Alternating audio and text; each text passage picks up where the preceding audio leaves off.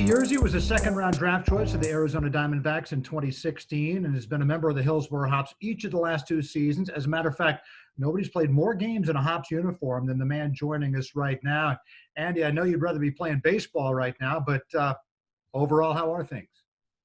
Yeah, things are good. I stayed out in Arizona after they shut down spring training mid-March with our Airbnb went to the end of March, so I stayed out till then. And then after that was done, me and a couple buddies just decided it would be better to stay out here than go back home for a little more. So living with them right now in Arizona. Yeah, and we were a little delayed for the meeting because you were actually hitting. So you have access to some sort of batting cage? Are you hitting off a tee? Are you able to go to the spring training facility at all? Yeah. So right when they shut everything down, I mean, pretty consistently, most of the facilities and gyms were still open. And then for about 3 weeks, they shut down, but stuff is starting to open back in Arizona. So there are a couple facilities out here that I hit at. Okay, and are you able to go with teammates? Yeah. I actually hit with Ryan January still. Okay, very good. Because he's out in Arizona, so I actually hit with him today.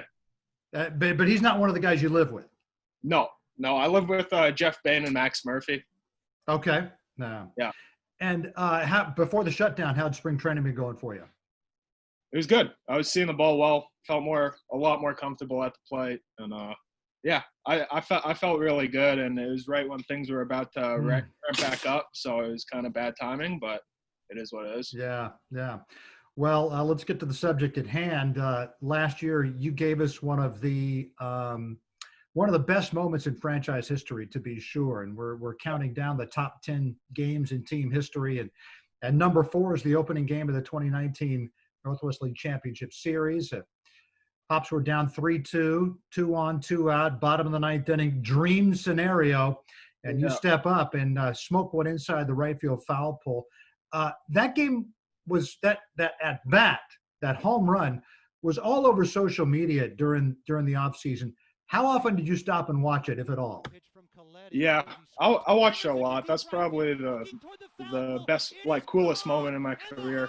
And it was just the entire thing. I remember being on the on-deck circle, and they brought in Coletti, the righty, and I was the sheet said. The sheet has percentages on how what pitches he throws and how often. But just watching him pitch to Mariaga that bat before, I could really see that he didn't really have his slider, because that's what he wanted to throw. That's his pitch, but he couldn't really locate it. So I figured when I got in the box, he'd try and sneak one by me, so maybe I would expand the zone and a pitcher's count. And it was a bad fastball. I knew it was coming. It was right down the middle. So he was trying to get ahead of you with the fastball, maybe on the corner, because you're thinking maybe first pitch slider, something like that, and he paid the price. Yeah. How often do you refer to scouting reports like that directly before an at bat? Yeah. I mean, reports, it's going to be different for every hitter. We just kind of have the broad overview. I just like to look to see how often he throws his secondary stuff. If it's an out pitch, he'll probably throw him more. Like if he's a fastball, slider, changeup guy, and he's not throwing that many changeups to lefties, then I can eliminate a pitch pretty much and then work with 2 pitches. Yeah. So when the ball left your bat, did you know it was gone, or were you worried that it might not leave the yard or might go foul? You knew the game was at least tied. I saw the ball really well that day, because I was 2 for 4 that day, and that was the third ball I hit a double off the wall on a 3-2 slider. I flew out to the track in center field and I hit the homer. But I hit it, and I thought I got one better earlier in the game, but it was a fly out. So I wasn't sure if it was going to go, but I knew it was going to be at least off the wall and score one or two. Yeah, and we shouldn't forget the double you hit in the 8th inning that kind of got the Hops going again. What was that pitch? That was a slider, 3-2 slider. Yep. That's what I'm seeing. I'm seeing that right here in my scorebook. Yeah. So and that was huge as well. And then here, the very next inning, you hit the game-ending home run. as you're circling the bases, not many people have had a chance to experience something like this, but some of the players I've talked to who have said that it's all a blur and I don't remember. And other players have told me that, yeah, that happened to me before. And this time I wanted to savor it. I wanted to take everything in so I could remember it. Yeah. Looking back on it, can you remember that trip around the bases and your teammates waiting from at home plate? Or is it just you've seen it so much on social media, you remember it that way? No, I remember it past second base because that's when, once again, like, so pretty much from the plate to second base, I was watching the ball to make sure it went fair or to see where it was even, because if it hit the wall, I would have just kept going. But I watched it go out probably around three quarters of the way to second base, and then from there on, I remember it. Yeah. Take us back to the previous series because you, having been with the Hops for 2 full years, you knew what it was like in 2018. And you'd probably also heard the stories about 2016 and 2017 when the Hops had gotten beaten by Eugene. And we've already featured game 1 of the South Division Series, number 10 on our list of the top 10 games. So in 2018, the Hops get swept by Eugene. So 2019, a 6-game postseason losing streak for the Hops. Game 1 against Salem Kaiser, the Hops win on the Leover Peguero walk-off. How big was that? Yeah, that was awesome. That was Holton threw a 1-hitter. Like him and Snyder did absolutely all they could to keep us in the game. He threw 1 bad pitch and he paid the price. So I hit an RBI single in the 8th to tie it up. So once we got to 1-1, I kind of knew that I felt like we would win the game just because of how well we were pitching and how well those guys had been for us all year. So I figured if we could just tie it up before, then we would win. Yeah, that's a good way of looking at it because you talked about the 1 bad pitch. That was the only base runner Salem Kaiser had that entire game. Yeah, only base runner. It's crazy. What was it like for you now as a guy who had been a catcher the year before? You're playing predominantly first base last year. Yeah. So you know a lot about pitching. What was it like? That pitching staff last year had an incredible season, batting average against 205, nothing even close to that in the last 3 decades of Northwest League play. What was it like to play behind those guys? Yeah, I mean, that was a special group of guys we had in Hillsboro this past year. That was an awesome team. And every day, like if guys would get to first base, I would just small talk with them, and they're like, "Damn, you guys got really good pitching." That's what they would always say. It's like, this guy's really good. This guy's really good. This guy's slider's really good. It's like, man, this guy's throwing hard. So they never got to first, and we're like, I felt comfortable. You know what I mean? Like I felt like our pitching always made it uncomfortable against them. Yeah, incredible pitching staff. So many electric arms, and then you got guys like Justin Garcia coming out of the bullpen and dropping that off-speed stuff on them. It was a fantastic mix. Yeah. How different is it in the conversations you have with the opponent behind the plate and at first base? First base conversations are much more lighthearted, aren't they? I try and keep it lighthearted all the time, even when I would catch. I'm just, I don't know. I feel like I'm a good guy, so I just like talking to guys. I talk to the umpire all game. I'll talk to the hitters when they come into the box, and same thing at first base. If a guy hits a home run, next time he comes up, do you comment on the home run? Say, hey, nice shot? Yeah, sometimes. Yeah, that was good. What are the best parts of playing Hillsboro? Pardon? Best parts of playing in Hillsboro? Stadium, fans, setup. I mean, everything about Hillsboro is great. It's a first-class organization. I was lucky enough to play for them for 2 years, and they do everything right. They treat their players really well, and I know a lot of guys that play in Hillsboro. They all say that they all love playing in Hillsboro. Yeah, great place to be early in your career. Want to ask you about some of your teammates from last year. First of all, Tristan English. Tell me about him. Yeah, he's the man. Me and Tristan, we're pretty good friends. When we were out here for spring training, we go fishing and stuff together. So he's a real good guy. He's a real good baseball player. He was having a real good spring this year too. Oh, good. Where do you guys fish?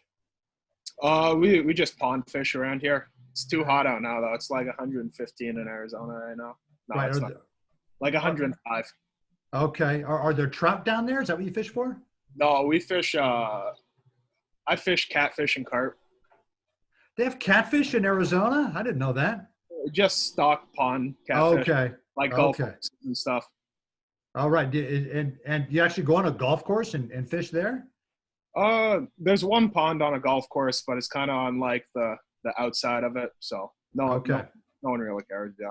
Yeah. All right. Next guy, Jorge Barosa. Yeah, Barossa is also awesome. If you ask me about anyone, I'm gonna say they're a real good guy because I really liked my team last year. But Barossa's he's a good kid. He's gonna end up being a really good baseball player. Yeah. Well, I think another guy you might say same thing about is Corbin Carroll, right? Yeah, Corb's again. He's a real good kid. He's good. He's gonna be good. He's gonna be really good because he is really good right now. He has all the tools. He just couple more years in Pro Bowl will be good. Sure. What about Ricky Martinez? Yeah, me and Ricky are pretty close friends. Yeah. I've done the Hops for all 7 seasons of their existence, and I did 10 years of AAA ball and 6 years of Northwest League baseball before that. I have never seen a more consistent fielder than Ricky Martinez. Yeah, that's kind of, and he knows it too. He always jokes around about how good of a fielder he is, but he's probably the best shortstop I've ever played with. He's really, really sure-handed, and he takes a lot of pride in it too. Yeah, and I can say this now because of the quarantine. I won't jinx him because you guys aren't going to be playing for a little bit here. But last year he started 20 games at 3 different positions: second base, shortstop, and third base. Yeah. He made 2 errors all season long. 2. Yeah. One of them was on a relay from the outfield where it kind of took a bad hop away from the catcher. Yeah. And the other was early in the season on a throw to first base. He did not mishandle a single ground ball all season long. Yeah. He's a really good fielder. Yeah. So other than going and working out, what have you been doing during the quarantine? I play a lot of NHL 20 on my PS4. Play a lot of cards with my roommates. Just hang out with them, watch movies, watch TV shows. Now, the stereotypical thing would be to say, "Oh, you're playing NHL 20 and not NFL or something like that," because you're from Canada, right? Yeah. You always a big hockey guy growing up? I was kind of on and off. I was a huge fan when I was younger. I loved hockey, and then I kind of baseball took over, and then it's still baseball predominantly in my life. Of course. I'm a huge hockey fan. I would say I watched more hockey than baseball up until I was probably 8 years old, and then I started to play travel ball and stuff like that, and baseball kind of took over, and then I would just want to watch baseball all the time. And the last few years, I've gone back into hockey. Growing up in Toronto, were you a Leafs fan? I didn't really have a favorite team. My favorite player was Alexander Ovechkin. I had one of his jerseys growing up, so just I guess Caps. Just watch him play. Yeah. Right. Sure. So, by the way, I see you're working on your quarantine stash there, huh? Did you have that in spring training or just since everything shut down? Since everything shut down, I got lazy and didn't shave it for 2 weeks, and then I just figured why not keep growing it out. So it's been like 2.5 months. And you told me before the interview started you had a little bit of handlebar mustache, little Raleigh fingers going on there. What happened to that? I want to see that. Yeah, so it started off as like a full goatee, and then I shaved into handlebar mustache, and then I shaved the handlebars off and made a soul patch and a mustache. Now it's just a mustache. So soon this will be off my face probably, but I had fun growing it. Is it tough? I mean, you spend all season going to the cage and things like that, but right now you want to be facing pitching. Is it tough to, in your mind anyway, simulate what you're going to have to do once the season does start to be able to hit professional pitching? Is it tough to simulate that, to visualize that? Yeah, I mean, it sucks. Just like I was saying earlier, it was right when we were starting to ramp back up. We were going to play games in like 3 days. So it's right when spring training gets good. You get done with all the like live BPs and stuff and all the bullpens and all the extra work. And then it's pretty much just games from there on out. So it kind of sucks that they shut it down then, but I've been feeling really good. I've been hitting 3 to 4 times a week. I've been lucky enough to hit 3 to 4 times a week, and my swing feels good. So I think just get a few at bats under my belt, I'd be good. Good. You able to lift and do other kind of work like that? Yeah. I just work out on my own, do pull-ups, push-ups, squats, stuff like that. All right. Good. Finally, Andy, if you were drafted as a very young player, 2016, you're 21 years old now, right? Yeah. I got drafted at 17. Yeah. Advice for a talented high school age player, somebody's considering what they're going to do next, how they would approach whatever option they choose. What would you tell them? It sounds corny, but it's just have fun. I mean, I never played baseball I played baseball to play professionally, but at the moment when I was playing, I was just playing because I like playing baseball pretty much.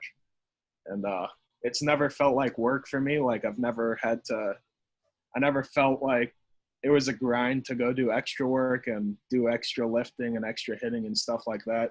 It's just, and I feel like it's like that for most professional people. It's just something they know they need to do. Right. And you really lived that. I remember last year when you came back down from long season ball and had some struggles there, and you joined us, and I thought, oh man, this is going to be, you couldn't tell you were the same guy as you had been the year before. You were just out there having fun, and that says a lot about you. That kind of attitude is going to carry you a long way. Yeah. I take pride in that, trying to be the same guy every day when I show up to the field, no matter how good or how bad stuff's going. Well, Yerzy, I really appreciate your 2 years here in Hillsboro, and what a final series last year, and what a way to begin it with that game-winning home run in Game 1.